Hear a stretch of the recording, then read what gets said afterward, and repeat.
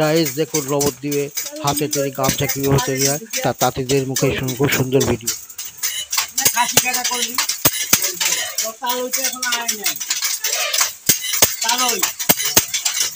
তাঁতিরা একই দিনে 6টা করে গামছা হয় এবং এই করেই তারা উপার্জন করে, এটাই তাদের উপার্জনের একটা।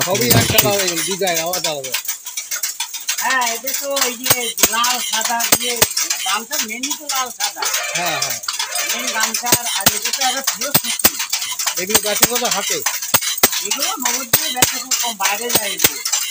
এই মাল এখানে নিতে পারবে না, অনেক যায় না, সুতির মাল না, এগুলো ভেজা রয়েছে। একবার যে ব্যবহার করবে পরে আবার এসে নিয়ে যাবে। আরে তুমি করছো?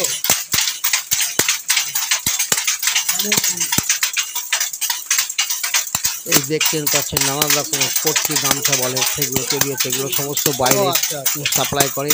তো দেখুন এরা নানান রকমের ডিজাইন করে বানাচ্ছে, দেখার মতো গামছা, এগুলো সমস্ত বাইরেই যায়।